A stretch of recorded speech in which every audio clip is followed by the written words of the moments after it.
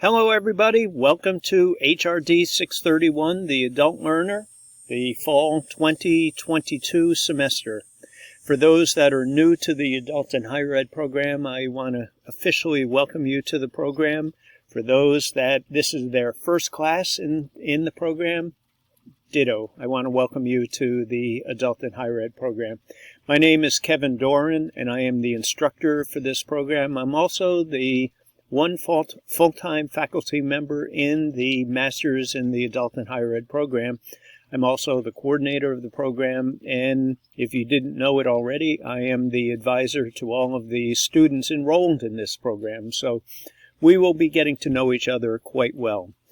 So this semester, you are enrolled in HRD 631, the Adult Learner. This is a great course for those that have already taken maybe HRD 600, which is the history and philosophy of adult education, or if this is your first class. If this is a survey class, meaning we cover a lot of topics in a relatively short period of time. We don't go into a tremendous amount of depth with any of the materials, but we still do. We dive deeply into some of them, but not all of them. So what I'm going to do in the next, hopefully 5 minutes, is to give you an overview of the Brightspace course. I'll show you where everything is located, and I'll also show you kind of the format that I use on a weekly basis. Every Saturday or Sunday, I post or make available the materials for you for the following week. And along with the announcement that I'll send out on Saturday or Sunday, the materials will always be posted by Sunday at noontime for the next week. I try to do it on Saturday. Sometimes I get bogged down with other courses or other commitments and it makes it difficult. But you will have by Sunday, by noontime, the materials. I'll send out an announcement, and along with the announcement, you will get a video. And the video is basically an overview of the week, any assignments, any to-do, etc. So what I'm going to do in this few minutes is to just give you an overview of some of the features in Brightspace. Hopefully you've had a chance to poke around in Brightspace to see just how it feels, what's available.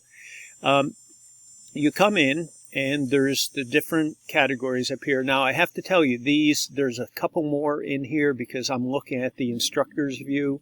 The reason I'm doing that is that's where I do all of the modifications to the materials. I can switch to the learner views, which is what you actually will look at all the time. But just if you look up here and you say, oh, gee, there's more, like you don't have course administration, that's where I do a lot of the work getting ready for the weekly materials or with the weekly materials. Course home, you'll get the announcements, anything else that might come through. I don't generally use the course home. Even when I'm in student view, I go immediately to the content, the course resources, assessment tools. You can go through all of these, and I encourage you in the first week to do just that. Now I'm going to click on the content. So, as you can see, this is the left-hand navigational panel. In here, we have the syllabus, any kind of bookmarks you want to put in there, the schedule. Electronic reserves are materials that I have you read in addition to the textbooks. Recorded Zoom meetings are just what it says. Week 1, or start here for the course, my contact information, course information. Learning autobiography, don't have to do anything with that now. That's the final product. Examples, etc. So I'm going to go to week number 1. This is week number 1, and you can see there's a little hidden icon there. That just means that at this moment, it's Saturday, at this moment you cannot actually see that. When I send this out tomorrow on Sunday, I will make all of the materials available. So for right now, I'm going to click on that, week 1, and this is the format that you're going to get on a weekly basis. It's fairly predictable, and it could be, there's usually a paragraph either introducing the topic or introducing something that I want to mention or talk about during the week. And in this case, I want to say we're starting the week slowly. We have some people that just registered for the class, and I bet come tomorrow morning there will be somebody that just registers tomorrow morning. So we're not hitting the ground running. We have a full first week, but it should not feel overwhelming to you. I set this course up so people have an opportunity to explore, to think about the materials. We do nothing as far as reading this week in the textbook. Now, there's 2 additional articles that I will have you read, but this week is meant to be an ease into the course. I know some people have been off in the summer, some people have been working full-time jobs, have been taking courses, all of the above. So I realize everybody's busy. So let's get right to it. You're looking at the weekly video that I sent out. Now that you've viewed the video, I would like you to post an introduction. So that's the first thing I'd like you to do. Take a look at the video, and I mean, you don't have to follow. This is not a 1, 2, 3, 4, 5. You don't have to follow exactly how I mention in here. That's totally up to you. You're all adults. You can manage your time, and you do manage your time, I'm sure, differently than I do. But do your introduction, read 2 electronic reserves articles, these 2, 1 and 2, and I'll show you where those are located. Then post your thoughts. We have 2 discussion boards this week, or discussion forums. The first one is a class introduction. Now, for those that do not know how Brightspace works, how do you even do this? I'll just give you a quick tutorial. You come down here, you can see the class introductions is a hyperlink. I'm going to click on that, which takes us to the next page. And here's the information on what you can do anything you want in the actual introduction. You could do a video, you could write some text out, you could put some pictures, whatever you want to do.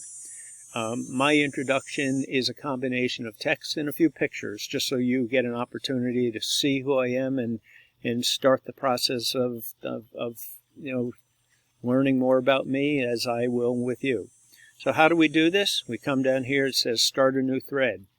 I'll put in here, blah, blah, blah, blah. I put my name, Kevin's introduction. I come down here, and once again, the same thing. I just type in what I want, or if you feel more comfortable, you can do your introduction in a Word document, cut and paste it in here.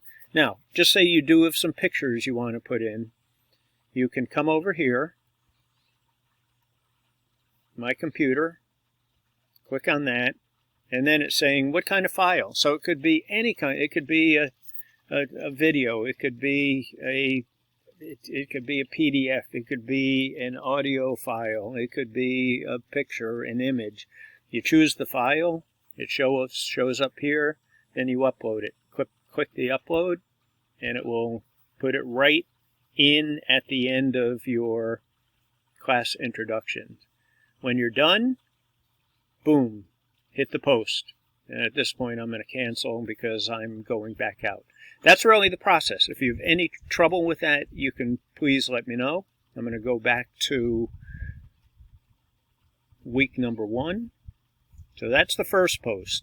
Class introductions. Doesn't have to be a book. This doesn't have to be a dissertation. Just looking for something that you are introducing yourself to the class.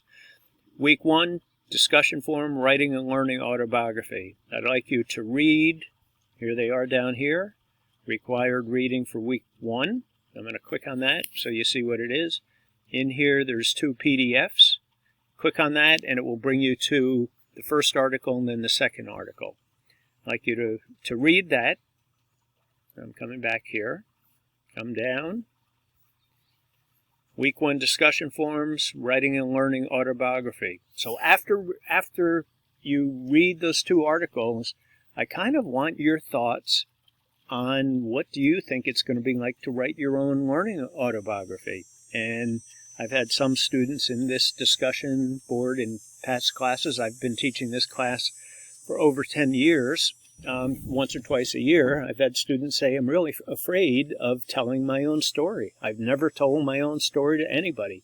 And as we'll see as we progress through the class, this is more than an autobiography. This is a way that adults learn by reflecting on kind of what has happened in their life.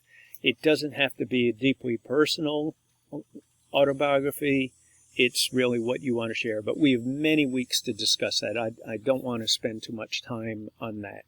And then, click on down here, there's an advanced organizer for the next week. So, in the following week, all you have to do is take a look at that. Here in a concise form, what are we doing in week number 2? These are the topics I'd like you to read in the text, the preface, chapters 1, 2, and 3. Take a look at a YouTube video from one of my past students, Rebecca Platts, on what it was like for her to write her learning autobiography. So that is the process that we're going to be following this week and throughout the course. Like I said, pretty predictable. I try to be as clear and concise as I can when I send out the material so you know exactly what it is you're supposed to do in the next week. And there's just one other thing I wanted to mention. We're not going to do it this week, but next week I plan on holding an optional Zoom meeting where at that point I will go over the syllabus in a little more detail, some of the assignments, and I'll take any kind of questions that you have. These Zoom meetings are strictly optional. This is an asynchronous course, meaning that there is no set time you have to show up. Any one of the Zoom meetings will be recorded if you can't make it, and then I post to Brightspace. The next morning, I will post the recording of the Zoom meeting. So if you can't make it, don't worry, you're not missing anything. So that is it for me. I hope you have great success this semester. If you need to reach me, you can send me an email, you can shoot me a text, or you can call me. If you do call me, please leave a message. I will call you back because, as you know, if you're not set up in my contacts, it just shows up as a number that I do not know. And I get too many calls from, auto insurance to auto maintenance to timeshare and all of the above. So, that's it for me.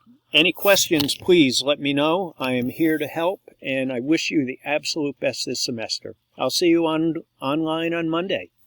Bye.